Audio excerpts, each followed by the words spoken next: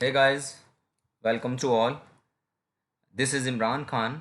और हम लोग टाइप्स ऑफ स्ट्रेसेस पे बात कर रहे थे। तो कल तक हम लोग ने टाइप्स ऑफ स्ट्रेसेस में एक कैटेगरी पे बात करी थी, तो उसी को आज हम लोग प्रोसीड कर रहे हैं, उसी को कंटिन्यू कर रहे हैं आज हम लोग। तो टाइप्स ऑफ स्ट्रेसेस कल हमने देखे थे और उसमें भी हमने बेसिकली ये सारी डिटेल हमने देख ली थी। लेकिन जो कल हमने डिस्कस किया था, वो कल हमारा जो लास्ट लेक्चर में डिस्कस हो पाया था वो नॉर्मल स्ट्रेसेस हो पाए थे केवल, जिसमें हमने एक्सेल स्ट्रेस का डिस्ट्रीब्यूशन देख लिया था और बेंडिंग का भी देख लिया था। उसमें कुछ की पॉइंट्स देखी थी हमने। फॉर्मूला तो पी बाई ए था, एवरेज वैल्यू थी। और एक्सेल स्ट्रेस का जो डिस्ट्रीब्यूशन होता था वो कैसा होता था? Constant over the depth. Depth में कांस्टेंट था, जबकि बेंडिंग का कैसा था डिस्ट्रीब्यूशन? लीनियर था। ठीक है, ये दोनों के दोनों स्ट्रेसेस कौन से थे? नॉर्मल स्ट्रेसेस थे, जिस जो कि सरफेस के परपेंडिकुलर होते थे या पैरेलल टू लॉन्गिट्यूडनल एक्सिस होते थे। ये सारी बातें हमने प्रीवियस लेक्चर में करी है। तो आज जो हम लोग का फोकस है वो किस पर है? टेंजेंशियल, मतलब शेयर स्ट्रेसेस का। ठीक है, शेयर स्ट्रेस कौन से होते हैं? पैरेलल टू द सरफेस, जो प्लेन के पैरेलल होते हैं। तो स्टार्ट करते हैं हम लोग डायरेक्ट शेयर स्ट्रेसेस से। तो डायरेक्ट शेयर स्ट्रेस किसकी वजह से आएगा? Due to shear force. Due to shear force. Let us consider a body जिसका बेटा जेड जेड क्या है आपका? लॉन्गिट्यूडनल एक्सिस है। और इस बॉडी पर हमने कोई एक क्रॉस सेक्शन दिखाया। वो क्रॉस सेक्शन कौन सा आपका? रेक्टेंगल क्रॉस सेक्शन है। ठीक है, अगर आप यहाँ जेड देखना चाहेंगे तो बेटा इस क्रॉस सेक्शनल व्यू में जेड कैसा दिखेगा? As a point. Is that clear? अब मान लीजिए हमने कोई शेयर फोर्स अप्लाई किया इस पर एफ, जो कि साइड व्यू से क्रॉस सेक्शनल व्यू पर कैसा दिखेगा? इस तरह से। ठीक है, ये व्यू कौन सा आपका? This is called your cross sectional view. ये फ्रंट व्यू है आपका। ठीक है, तो जैसे ही आप फोर्स अप्लाई करेंगे तो स्ट्रेसेस क्या होते हैं? हमेशा अप्लाइड फोर्स के अपोजिट डायरेक्शन में होंगे। तो जैसे ही आप कोई शेयर फोर्स अप्लाई करते हैं किसी बॉडी के ऊपर, तो उसका जो शेयर डेवलप होगा, जो शेयर स्ट्रेसेस डेवलप होंगे, that will against the applied force. हमेशा जो स्ट्रेसेस होते हैं, इंटरनल रेजिस्टेंस होता है, वो अप्लाइड फोर्स के हमेशा अपोजिट होगा। तो जैसे ही आपने कोई शेयर फोर्स अप्लाई किया तो क्रॉस सेक्शनल व्यू में देखेंगे तो इस तरह से दिखेगा। तो जो स्ट्रेसेस डेवलप होंगे वो किस तरह से डेवलप होंगे? इस तरह से।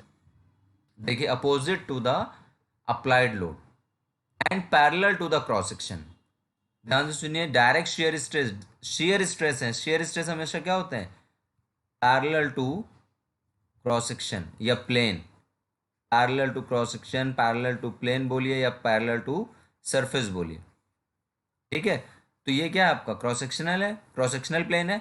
तो जैसे ही आपने फोर्स अप्लाई किया, वैसे ही उसके अपोजिट डायरेक्शन में इंटरनल रेजिस्टेंस सेटअप होंगे, जो कि उसके अपोजिट डायरेक्शन में इस तरह से दिखते हैं शेयर स्ट्रेसेस।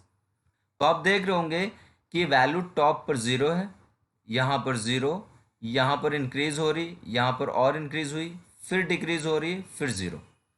तो इस तरह से शेयर का डिस्ट्रीब्यूशन होता है। बेटा शेयर का एक पूरा चैप्टर है, उसमें डिटेल में पढ़ना ही आते कैसे हैं। फिलहाल जो आज हम लोग जो देख रहे हैं वो बहुत टाइप्स ऑफ स्ट्रेसेस की बात कर रहे हैं, सिंपल जान रहे हैं हम लोग कि कैसे दिखते होंगे। Is that clear? तो यहाँ पर आप देख रहे होंगे जितने भी येलो, रेड और ग्रीन कलर के जो स्ट्रेसेस डेवलप हुए हैं वो कैसे हैं? इस क्रॉस सेक्शनल प्लेन के पैरेलल हैं।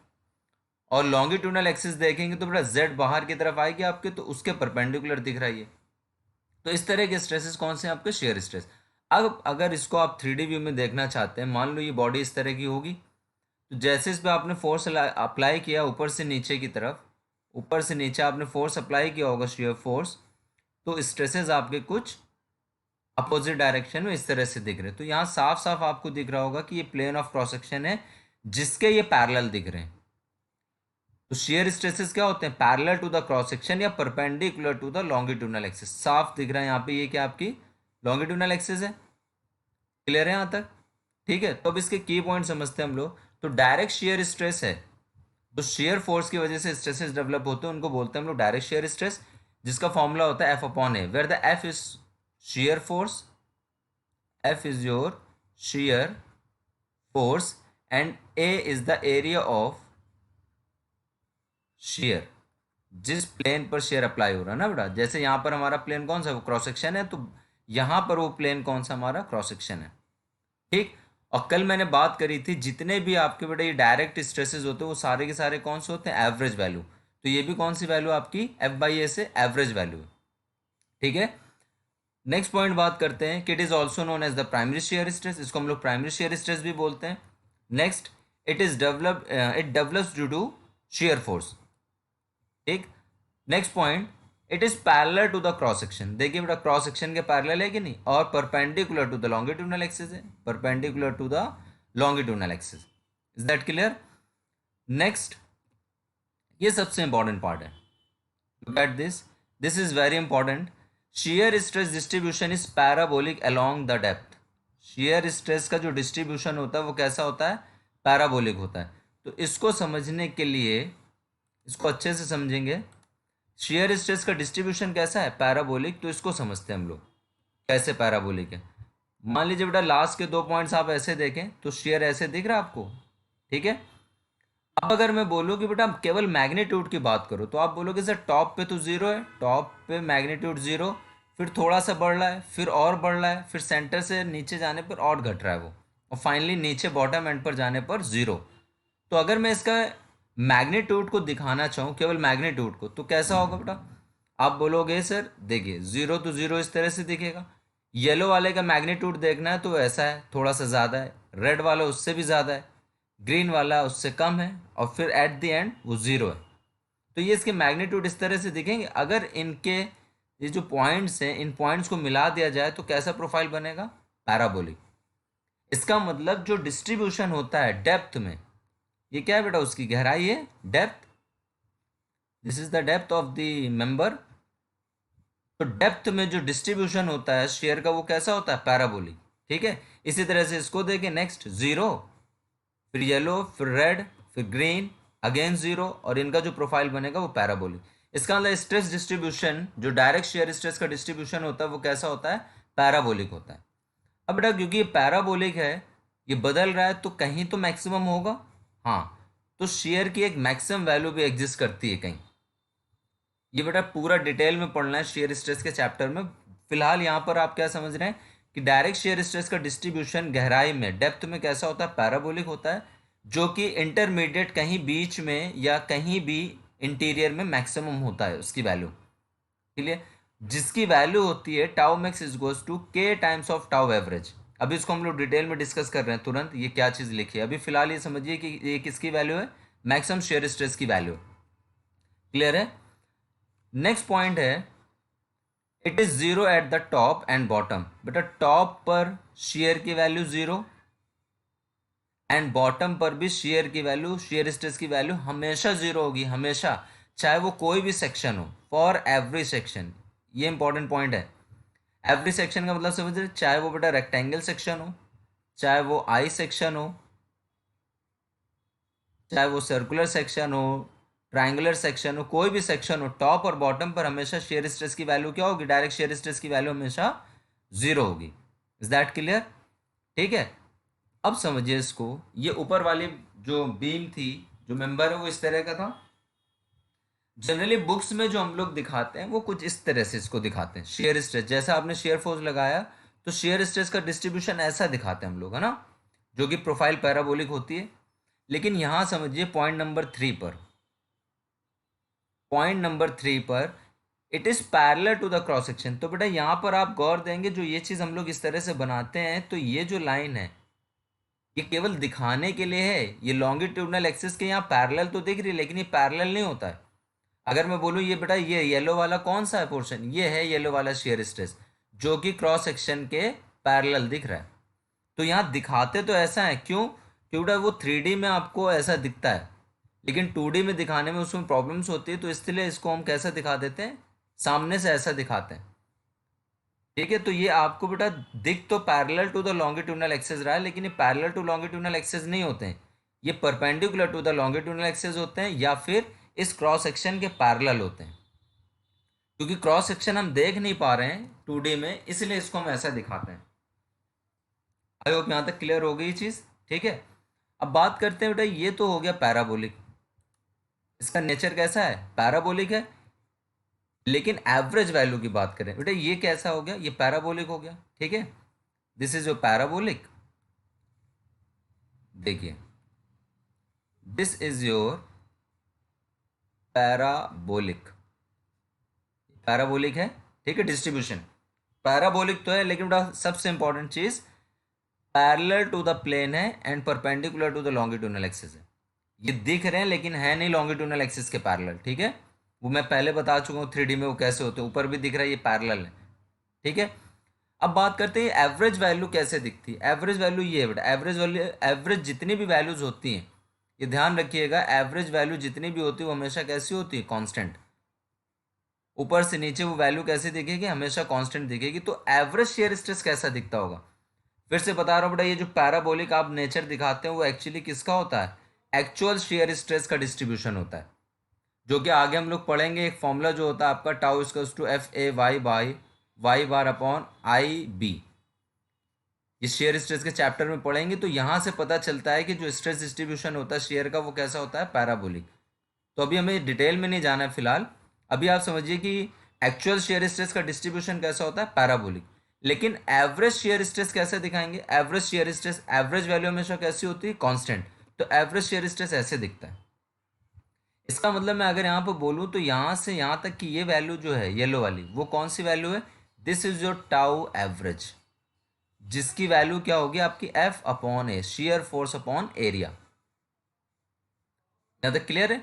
लेकिन अगर पैराबोलिक की बात करें तो पैराबोलिक की वैल्यू तो बड़ा आपकी चेंज होती रहती है, तो उसका कोई पर्टिकुलर ऐसे हम लोग डायरेक्ट नहीं लिख सकते वैल्यू, तो उसकी कहीं ना कहीं वैल्यू क्या होगी, मैक्सिमम होगी। तो यहाँ पर वो वैल्यू कितनी है आपकी, मैक्सिमम है शेयर स्ट्रेस की। रिपीट कर रहा हूँ बड़ा, average shear stress is the constant value along the depth, लेकिन एक्चुअल जो शेयर स्ट्रेस का डिस्ट्रीब्यूशन होता है वो कैसा होता है, पैराबोलिक। अगर पैराबोलिक है तो कहीं ना कहीं वो मैक्सिमम होगा, ओके। तो उस मैक्सिमम शेयर स्ट्रेस की वैल्यू क्या होती है, tau max is goes to K times of tau average. हाँ, मैक्सिमम शेयर स्ट्रेस की वैल्यू क्या होती है, tau max is goes to K times of tau average, ठीक है। अब बात करते हैं ये जो आप बार बार टाउ एवरेज लिख रहे हैं, ये है क्या चीज़, और टाउ मैक्सिमम और के क्या है, ठीक है। तो इसको लास्ट में समझ लेते हैं हम लोग। अब देखिए जिसकी हम लोग बात कर रहे हैं, मैंने आपको क्या लिखा है कि जो टाउ मैक्स होता है, tau max is equals to K times of tau average, ठीक है। और एवरेज पता है, एवरेज कैसे निकालते हैं, एफ अपॉन ए, एवरेज कैसे निकालते हैं, एफ अपॉन ए से, ठीक है।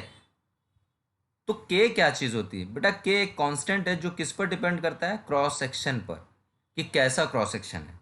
जैसे कि आपका क्रॉस सेक्शन कैसा हो सकता है, सर्कुलर सेक्शन हो सकता है। ये तो हमने रेक्टेंगल लिया ना बेटा, आपका ये कैसा हो सकता था, सर्कुलर सेक्शन भी हो सकता था, रेक्टेंगल भी हो सकता था, स्क्वायर भी हो सकता था, ट्राइंगुलर भी हो सकता था, ठीक है, डायमंड सेक्शन भी हो सकता था। इस तरह से बहुत सेक्शन पॉसिबल हैं। ये सेक्शन कौन से बेटा, डायमंड। तो कौन कौन से सेक्शन पॉसिबल है, सर्कुलर सेक्शन पॉसिबल है, रेक्टेंगल या स्क्वायर, ट्राइंगुलर या फिर डायमंड सेक्शन। तो अगर मैं बात करूँ यहाँ पर इस तरह से, तो बेटा सर्कुलर सेक्शन के लिए के की जो वैल्यू होती है वो होती है 4/3, 4/3 सर्कुलर सेक्शन के लिए। इसे प्रूफ करेंगे हम लोग शेयर के चैप्टर में। रेक्टेंगल, ट्राइंगल, स्क्वायर के लिए कितनी होती है, 3/2, और डायमंड सेक्शन के लिए कितनी होती है, 9/8। तो अगर हम लोग अपने टॉपिक पर बात करें, फिर से रिपीट कर रहा हूँ, टाउ मैक्स क्या होता है, tau max is equals to K times of tau average, और टाउ एवरेज क्या होता है, एफ अपॉन ए। और के क्या है, के एक कांस्टेंट जो किस पर डिपेंड करता है, टाइप ऑफ क्रॉस सेक्शन पर। तो अगर सर्कुलर सेक्शन है तो के की वैल्यू होती है 4/3, रेक्टेंगल या ट्राइंगुलर सेक्शन है तो 3/2, और अगर आपका डायमंड सेक्शन है तो डायमंड सेक्शन के लिए के की वैल्यू होती है 9/8। आई होप यहाँ तक क्लियर है चीज़ें।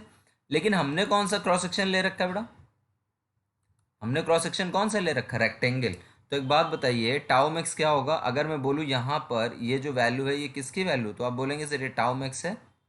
अगर मैं पूछूँ इस क्वेश्चन में टाउ मैक्स की वैल्यू क्या होगी, तो आप बोलेंगे सर टाउ मैक्स का तो फॉर्मूला जो होता है वो होता है के टाइम्स ऑफ टाउ एवरेज, क्योंकि ये सेक्शन कैसा है, ये सेक्शन है रेक्टेंगल, और रेक्टेंगल के लिए के की वैल्यू कितनी होती है, 3/2 इंटू टाउ एवरेज। क्लियर है यहाँ तक। तो tau max is equals to क्या हो गया, तो फर्दर इसको क्या लिख सकते हैं, tau max is equals to 1.5 into tau average.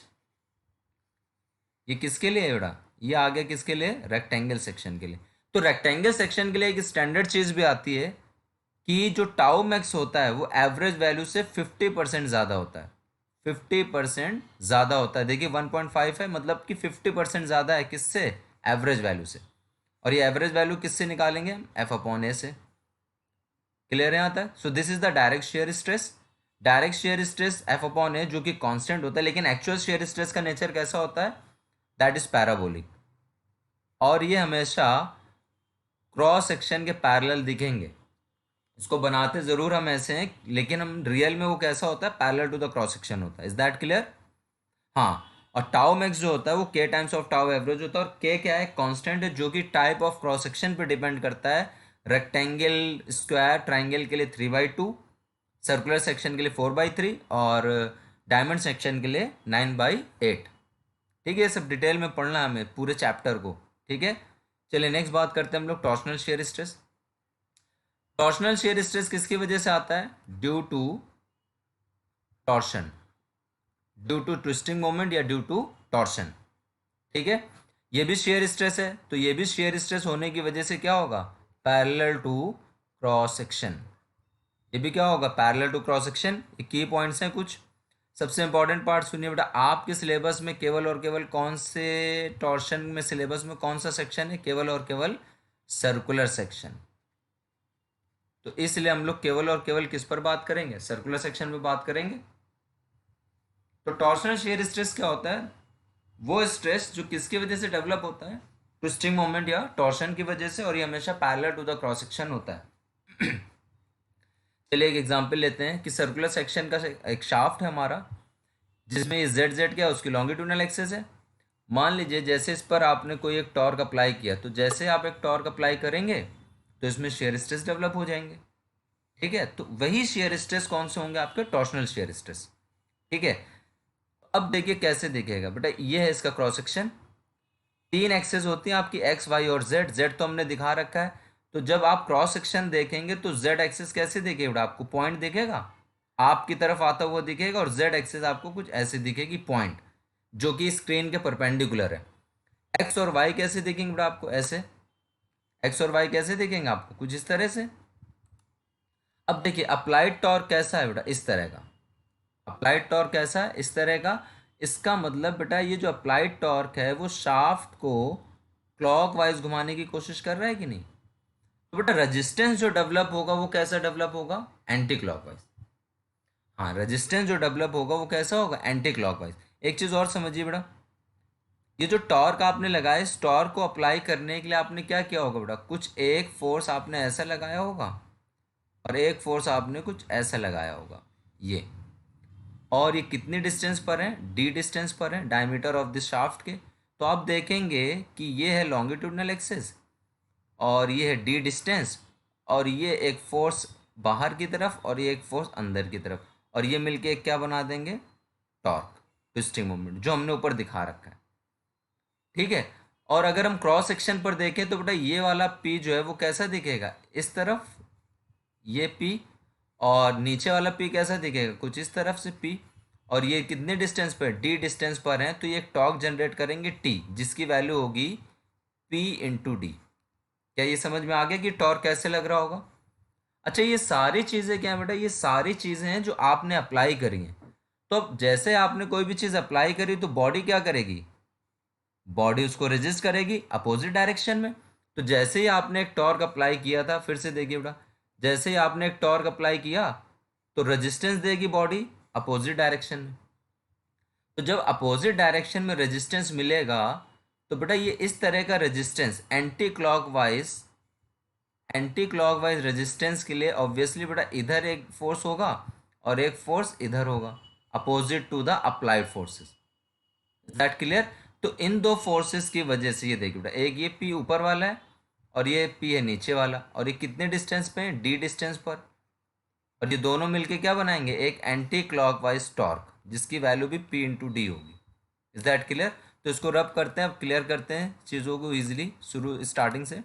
ठीक है, देखिए फिर से, एक शाफ्ट था, उसको क्रॉस सेक्शन दिखा रखा बेटा। ये टॉर्क कैसा है आपका, ये टॉर्क है क्लॉकवाइज, तो ये इस तरह से दिखेगा क्लॉकवाइज। तो क्लॉकवाइज टॉर्क की वजह से बॉडी इसको रेजिस्ट करेगी एंटी क्लॉकवाइज।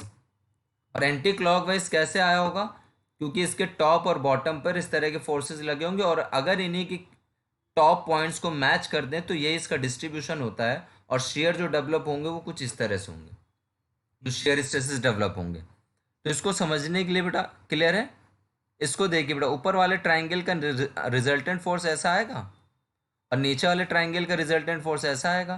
तो ये फोर्स देखिए ध्यान से, ऊपर वाले ट्राइंगल का ये रिजल्टेंट, नीचे वाले ट्राइंगल का ये रिजल्टेंट, और ये दोनों कैसा एक मोमेंट बनाएंगे मिलके, एंटी क्लॉकवाइज, जिसको आप येलो से ऊपर दिखा रहे हैं टी।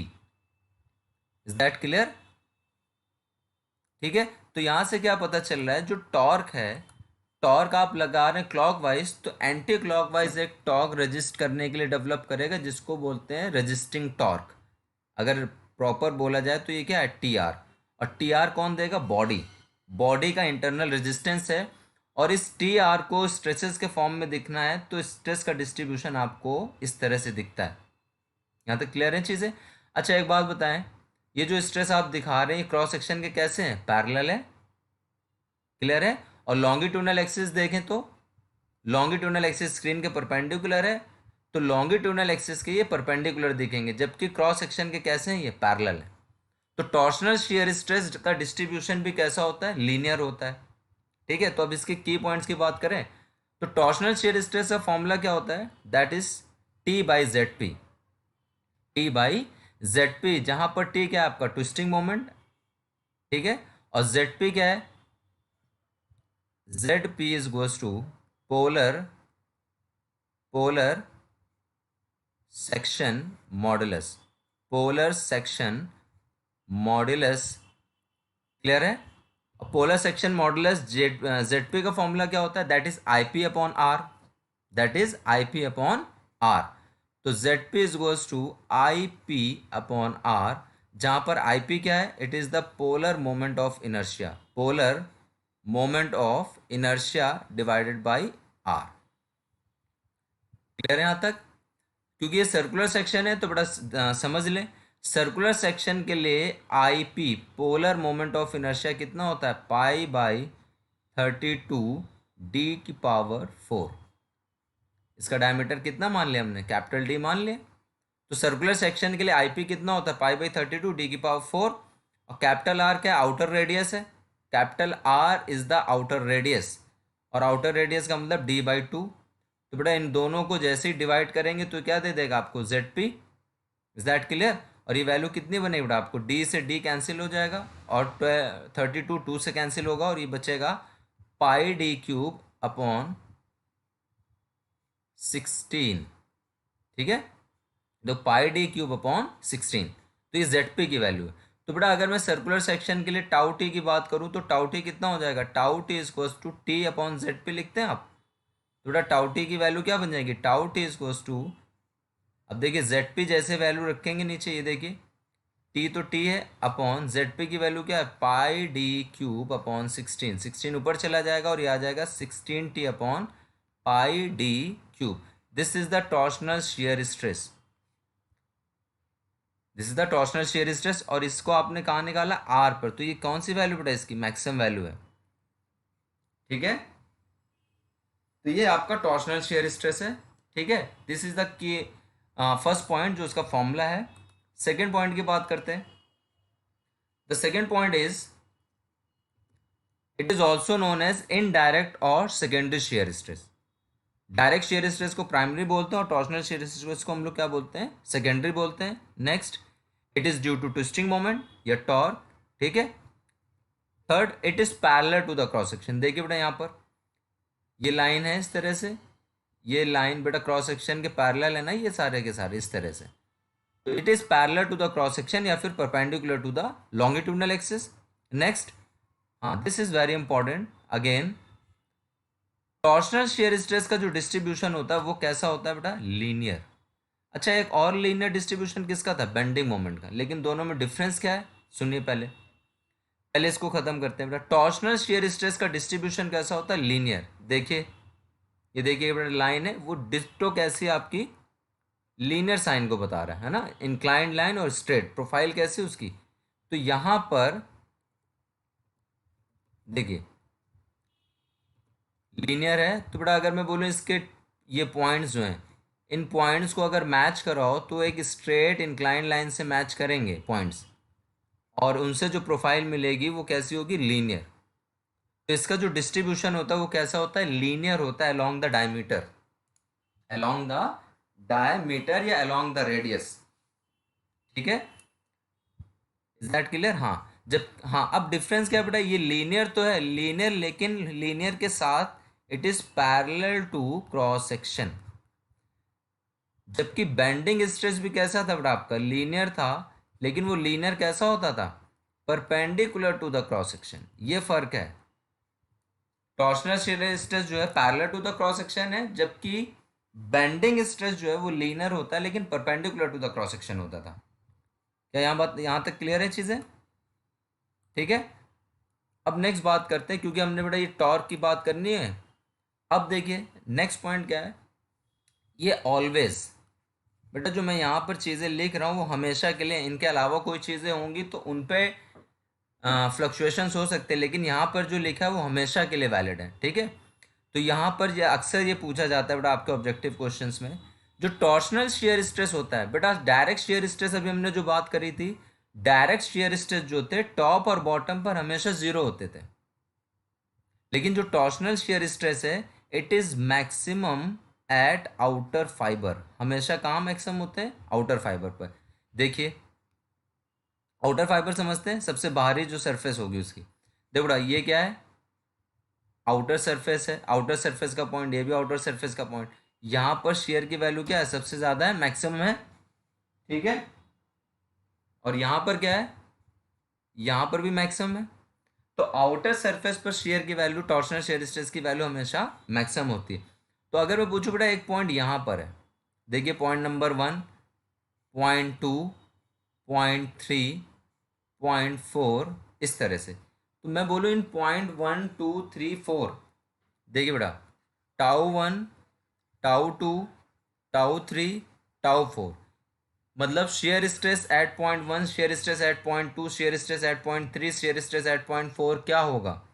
तो आप बोलेंगे सर ये चारों के चारों पॉइंट्स कहाँ पर हैं, सारों के सारे चारों पॉइंट्स कहाँ हैं, आउटर फाइबर्स पर। तो इस सारे के सारे कौन सी वैल्यूज को बताएंगे, मैक्सिमम वैल्यू को। इसका मतलब क्या हुआ, tau 1 is equals to tau 2 is equals to tau 3 is equals to tau 4 is equals to tau max which is equals to of 16t/πd³। तो आप कहीं भी देखें आउटर सरफेस में हमेशा क्या होगा, वो मैक्सिमम ही होगा। क्लियर है यहाँ तक? ठीक है, तो this is the final point of torsional shear stress. अब देखिए अगर बेटा मैं इसको यहाँ कहीं दिखाना चाहूँ डिस्ट्रीब्यूशन, तो यहाँ पर डिस्ट्रीब्यूशन कुछ ऐसा दिखेगा, ये यूं। तो थ्रू आउट सेक्शन में आपको ऐसा दिखेगा, ये एरो इस तरफ होगा इसका और इसका एरो इस तरफ होगा। तो हमेशा मैक्सिमम कहाँ होगा, आउटर फाइबर पर। क्लियर है? अच्छा ये क्या है, ये बड़ा शाफ्ट है, वो भी कौन सा सेक्शन है हमारा, सर्कुलर सेक्शन। तो ये शाफ्ट कैसा हो सकता है, हॉलो भी हो सकता है और सॉलिड भी हो सकता है। इन दोनों पर क्वेश्चंस आते हैं आपके। चलो अगली बात वही करते हैं फिर हम लोग। नेक्स्ट है जो शाफ्ट है वो सॉलिड भी हो सकता है और हॉलो भी हो सकता है। तो सॉलिड शाफ्ट की बात करते हैं सबसे पहले। तो सॉलिड शाफ्ट ये है, मान लीजिए एक सॉलिड शाफ्ट है, सर्कुलर सॉलिड शाफ्ट है, जिसकी बेटा ये लॉन्गिट्यूडनल एक्सिस तो जेड वाली ऐसी दिखेगी पॉइंट, ये जेड है लॉन्गिट्यूडनल एक्सिस, और ये एक्सिस होती थी एक्स एक्स जिसको हम न्यूट्रल एक्सिस बोलते हैं, ये आपकी वाई वाई है। क्लियर है, ये इसकी एक्सिस हो गई। अब इसका अगर डायमीटर की बात करें तो आउटर डायमीटर कितना है इसका, outer diameter is your D. इसको रब कर देता बेटा, जो मैंने लिखा है इसको नोट कर लेंगे आप लोग। ठीक है, चलो आउटर डायमीटर कितना हो गया इसका, कैपिटल डी, आउटर ही होगा ऑब्वियसली, सॉलिड है तो इसका डायमीटर कितना है, कैपिटल डी, तो इसकी रेडियस कितनी होगी, कैपिटल आर। ठीक है, जैसे बेटा इस पर हमने टॉर्क अप्लाई किया तो इसमें शेयर स्ट्रेस का डिस्ट्रीब्यूशन आ जाएगा, वो कैसा आएगा, लीनियर। अभी हमने बात करी लीनियर तो होगा, मैक्सिमम कहाँ पर होगा, टॉप पर, मतलब टॉप मतलब आउटर सरफेस पर। ठीक है, ये तब बात कर रहे हैं जब सॉलिड शाफ्ट है। तो लीनियर डिस्ट्रीब्यूशन होगा, parallel to the cross section होगा, parallel to the cross section होगा। तो सबसे इंपॉर्टेंट पॉइंट सॉलिड शाफ्ट के लिए क्या होती है बेटा, डिस्ट्रीब्यूशन। देखिए फिर से ये है आपका टॉर्सनल शियर स्ट्रेस का डिस्ट्रीब्यूशन, जो कि टॉप पर क्या दिख रहा है बेटा, आउटर फाइबर्स पर क्या दिख रहा है, मैक्सिमम, और सेंटर पे क्या दिख रहा है, जीरो। तो बेटा यही सबसे इंपॉर्टेंट है, देखिए मैक्सिमम है टॉप मतलब आउटर सरफेस पर, और सेंटर पे कितना है, जीरो। तो ये हमेशा पूछा जाता है बेटा अक्सर। तो सॉलिड शाफ्ट के केस में हर एक आउटर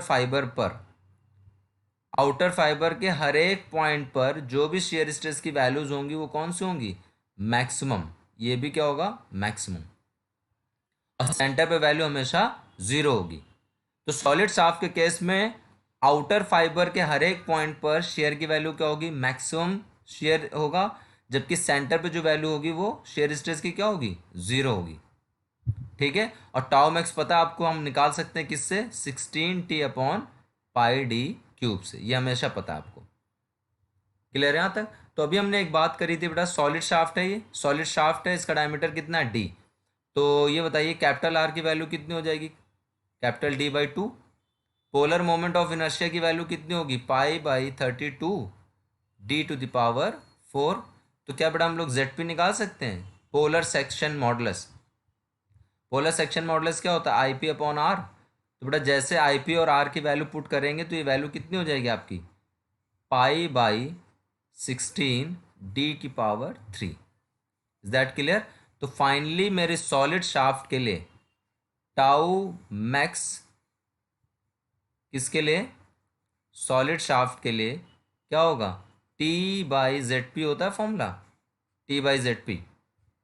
तो T की वैल्यू तो बेटा T है, और ZP तो जैसे ही ZP की वैल्यू रखेंगे तो ये हो जाएगा 16T/πd³।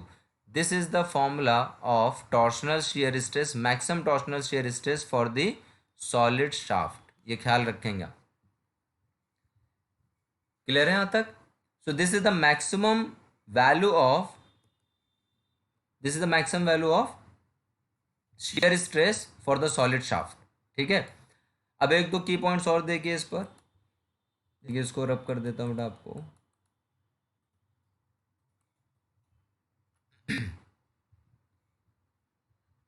ये फॉर्मूला बेटा याद रखेंगे, सॉलिड शाफ्ट के केस में मैक्सिमम शेयर स्ट्रेस की जो वैल्यू बनेगी, तो फाइनली बेटा मैं इसको लिख दे रहा हूँ, जो आपको याद करना है, जो याद रहना चाहिए।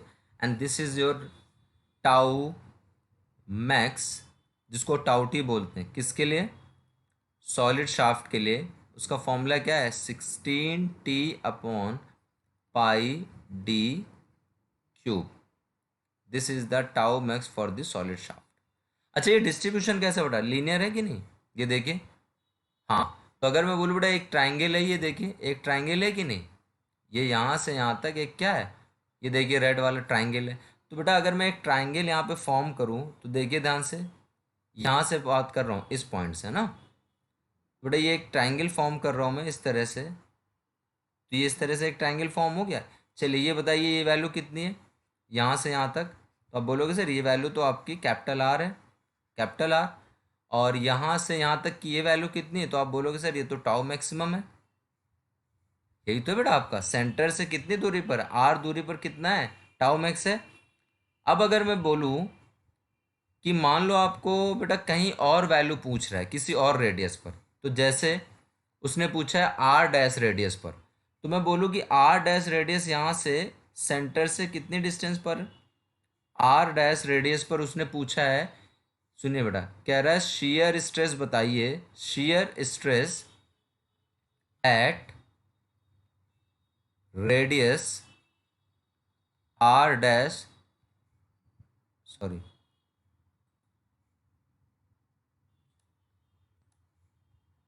एट रेडियस R' उसने पूछा है। ठीक है, कह रहा है शेयर स्ट्रेस बताइए एट रेडियस R'।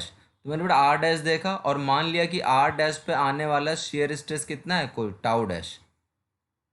ऊपर देखिए फॉर्मूले, ऊपर जो डायग्राम है बेटा R' मैंने ये माना, तो R' पे मैंने मान लिया आने वाले शेयर स्ट्रेस की वैल्यू कितनी है, टाउ डैश है। तो उसने वही पूछा है कि टाउ डैश की वैल्यू क्या होगी। ठीक है, टाउ मैक्स मान लीजिए आपको पता है। तो बेटा ये क्या है, सिमिलर ट्राइंगल है कि नहीं, एक रेड वाला पूरा देखिए और एक वाइट वाले देखिए। तो रेड और वाइट आपस में सिमिलर ट्राइंगल है। तो सिमिलर ट्राइंगल से हम लोग क्या बोल सकते हैं कि base upon base equals to perpendicular upon perpendicular. तो बेस क्या है बेटा, ये है बेस। परपेंडिकुलर अपॉन परपेंडिकुलर बेटा टाउ डैश ये है पूरी वैल्यू, है ना, यहाँ से यहाँ तक। तो क्या लिख सकते हैं इसको, perpendicular upon perpendicular is equals to base upon base. Clear है यहाँ तक? तो क्या यहाँ से हम लोग टाउ डैश निकाल सकते हैं? तो टाउ डैश की वैल्यू क्या हो जाएगी बेटा, टाउ डैश हो जाएगा आपका R dash upon capital R into tau maximum. Clear है? जैसे एक क्वेश्चन समझ लो बेटा, एक शाफ्ट है जिस पर टॉर्क लगाया गया है, तो उसकी वजह से उसमें मैक्स, और इस शाफ्ट का जो डायमीटर है वो कितना है, क्वेश्चन बता रहा हूँ कि एक शाफ्ट है, ध्यान से सुन रहा है, एक शाफ्ट है, इस पर एक टॉर्क लगाया गया है, इस टॉर्क की वजह से इस शाफ्ट में डेवलप होने वाला मैक्सिमम शेयर स्ट्रेस जो है वो 100 मेगा पास्कल है, और इस शाफ्ट का डायमीटर आपको दे दिया गया, वो दे दिया गया 50 mm, 50 mm। ये क्वेश्चन है कि एक शाफ्ट है 50 mm डायमीटर का, उसमें जो मैक्सिमम शेयर स्ट्रेस टॉर्क की वजह डेवलप होता है वो 100 मेगा पास्कल है। तो उसने बोला है कि at the radius of, at radius 10 mm shear की वैल्यू बताइए, at the radius 10 mm shear की वैल्यू बताइए। तो बेटा ये फॉर्मूला अप्लाई करेंगे, तो बेटा देखिए कितनी mm पर पूछा है, 10 mm पर, और मैक्सिमम रेडियस कितनी है उसकी बेटा, ये 50 है डायमीटर, तो रेडियस कितनी हो जाएगी उसकी 25, और टाउ मैक्स कितना दिया 100, ये 4, तो कितना हो जाएगा 40 मेगा पास्कल। तो ये छोटे छोटे ऑब्जेक्टिव्स पॉइंट ऑफ व्यू से बोल रहा हूँ, ठीक है। तो फाइनली बेटा ये एक स्टैंडर्ड फॉर्मूला याद रखना आपको सॉलिड्स के केस में, ये वाला, ठीक है, जो फाइनल यहाँ पर आया है, this is tau max upon tau dash is goes to capital R by R dash. मतलब किसी पर्टिकुलर रेडियस पर अगर आपको शेयर की वैल्यू निकालनी तो इस फॉर्मूले से निकालेंगे, किसके केस में, सॉलिड शाफ्ट के केस में। Is that clear? ठीक है। तो सॉलिड में आपको बेटा दो चीज़ याद रखनी, क्या चीज़, एक तो ये formula 16t upon pi D cube होता है सॉलिड के लिए, और एक रिलेशन ये सिमिलर ट्राइंगल से tau max upon tau is goes to R, R capital R upon small R, या आर डैश जो भी बात कर रहे हैं, ठीक है। चलिए नेक्स्ट बात करते हैं हॉलो शाफ्ट की। ये मान लीजिए हॉलो शाफ्ट है बेटा, इनकी एक्सेस दिखा दीजिए, ये हो जाएगी, इसका आउटर डायमीटर कैपिटल डी है, तो बेटा आउटर रेडियस भी इसकी कितनी हो जाएगी कैपिटल आर, इसका इनर डायमीटर स्मॉल डी है, तो इसकी इनर रेडियस स्मॉल आर हो जाएगी। That clear? जैसे बेटा इस पर हमने टॉर्क लगाया तो इसमें स्ट्रेसेस डेवलप हो जाएंगे, कैसे, linear parallel to the cross section. अच्छा एक बात बताइए बेटा, शाफ्ट कैसा, हॉलो, शाफ्ट कैसा है, हॉलो है। बेटा स्ट्रेस कहाँ डेवलप होते हैं, बॉडी के अंदर कि बॉडी के बाहर, बॉडी के अंदर। तो बेटा जहाँ मटेरियल है ही नहीं वहाँ स्ट्रेस तो डेवलप होएगा ही नहीं कभी। इसका मतलब जो खोखली जगह है, हॉलो पोर्शन है, वहाँ पर स्ट्रेसेस जनरेट नहीं होंगे। स्ट्रेस कौन डेवलप करता है बेटा, इंटरनल रेजिस्टेंस है ये बॉडी का, बॉडी मतलब मास, मटेरियल, जहाँ मटेरियल है नहीं वहाँ शेयर स्ट्रेस नहीं दिखेगा बिल्कुल भी। Is that clear? तो हॉलो के केस में जो शेयर स्ट्रेस का डिस्ट्रीब्यूशन आता है वो इस तरह से आता है, ठीक है। अब बताइए बेटा ये सरफेस कौन सी, तो आप बोलेंगे sir it is the outer surface, और ये कौन सी है, this is the inner surface, ठीक है। तो जो शेयर का डिस्ट्रीब्यूशन आएगा वो इस तरह से आएगा। अच्छा एक खास बात देखेंगे कि ये वैल्यू यहाँ से घटती हुई, डिक्रीज होती हुई यहाँ पर मिनिमम हो जा रही, उसके नीचे नहीं घट रही। इसी तरह से बेटा नीचे भी मैक्सिमम वैल्यू से डिक्रीज होती हुई वो यहाँ पर मिनिमम हो जा रही। कहने का मतलब क्या हुआ, तो कहने का मतलब बेटा ये देखिए, सॉलिड के केस में आउटर सरफेस पर स्ट्रेस मैक्सिमम और सेंटर पर शियर की वैल्यू 0 होती थी, जबकि हॉलो शाफ्ट के केस में आउटर स्ट्रेस, आउटर सरफेस पे स्ट्रेसेस मैक्सिमम होंगे और इनर सरफेस पर स्ट्रेसेस मिनिमम होंगे। आउटर सरफेस पे मैक्सिमम और इनर सरफेस पे मिनिमम। तो बेटा इनका जो सीक्वेंस होता है वो क्या होता है, maximum, minimum, minimum and maximum. So this is the distribution in the hollow shaft. Clear है यहां तक? ठीक। अच्छा, इसको अब ध्यान से देखें, इसको भी जब हम लोग देखेंगे ध्यान से तो ये भी डिस्ट्रीब्यूशन कैसा है, लीनियर है। ये भी डिस्ट्रीब्यूशन कैसा है, लीनियर है। इसका मतलब बेटा कि एक तरह से मैं अगर डायग्राम बनाऊं तो ये ऐसा है, ध्यान से देखिए, ये है ऐसा, ये है टाउ मिनिमम। एक सेकंड,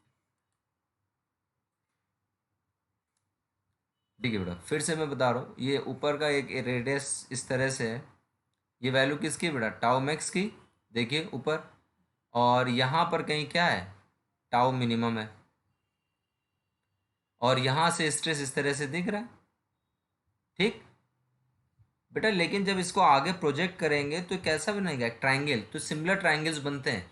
जबकि ये रेडियस कितनी है आपकी, कैपिटल आर है, और रेडियस कितनी, स्मॉल आर है, तो सिमिलर ट्राइंगल लगा सकते हैं यहाँ पर। हाँ, सिमिलर ट्राइंगल लगाएंगे तो क्या लगेगा इसमें कि बेटा tau max upon tau minimum is equals to capital R upon small R, similar triangle से, ठीक है। तो यही आ जाएगा वहाँ पर, tau max upon tau minimum is equals to capital R upon small R. ख्याल रखेंगे, इसको हम ऐसे भी बोल सकते हैं, ये किसका रेशियो बेटा, it is also the ratio of shear stress eight outer surface upon shear stress eight inner surface. ख्याल रखेंगे इसको, क्लियर है यहाँ तक चीजें। हाँ, तो बेटा ये छोटे छोटे ऑब्जेक्टिव क्वेश्चन आते हैं। मान लो कि उसने बोला है कि एक हॉलो शाफ्ट है जिसका आउटर डायमीटर इनर डायमीटर से कितना है, 2 गुना है, ट्वाइस है। तो कह रहा है मैक्सिमम और मिनिमम shear स्ट्रेस का रेशियो बताइए। ऑब्वियसली आंसर कितना हो जाएगा बेटा, 2, क्योंकि वो बेटा उसने ट्वाइस दे रखा है।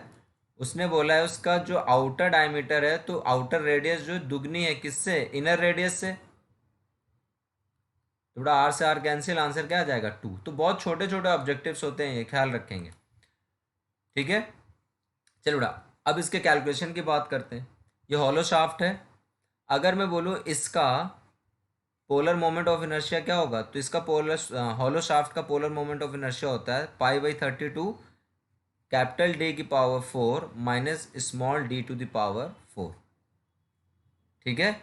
चलिए अब ध्यान से देखिए, π/32 डी की पावर 4, कैपिटल डी की पावर 4 मैंने कॉमन ले लिया है, तो यहाँ बचेगा 1, और यहाँ बचेगा डी अपॉन कैपिटल डी की पावर 4, ठीक है।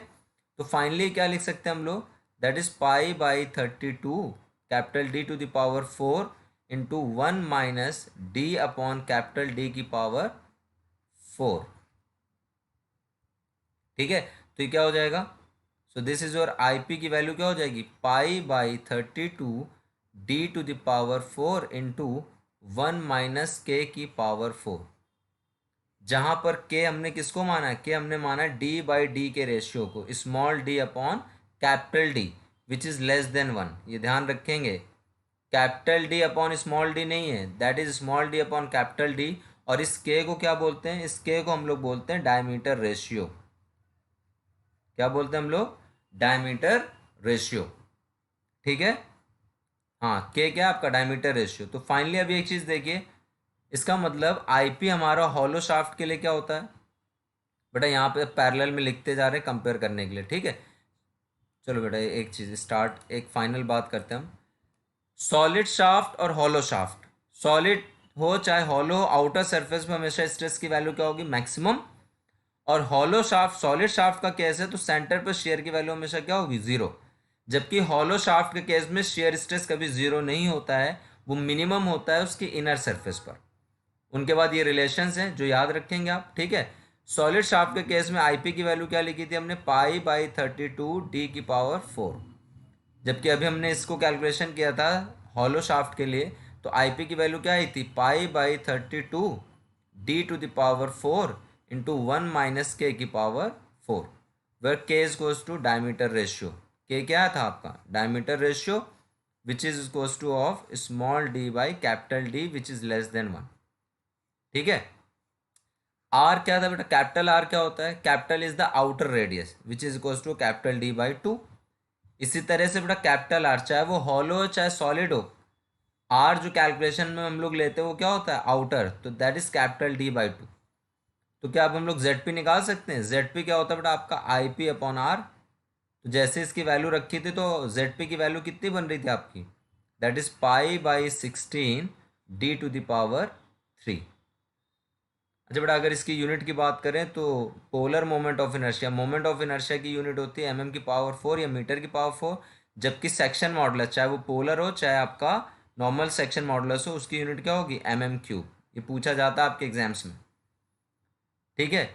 जबकि हॉलो शाफ्ट के लिए ZP की वैल्यू क्या होगी, IP/R।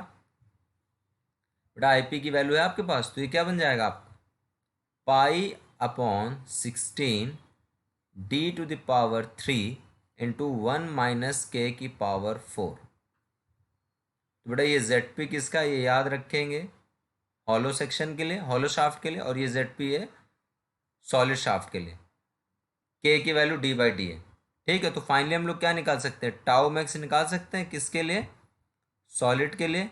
वो फॉर्मूला क्या है आपका, T/ZP। T/ZP जैसे वैल्यूज को रखेंगे आ जाएगा 16T, मतलब 16T/πd³। And this is the maximum shear stress in the case of solid shaft. और बेटा इसमें निकालिए टाउ मैक्स, किसके केस में, हॉलो के केस में।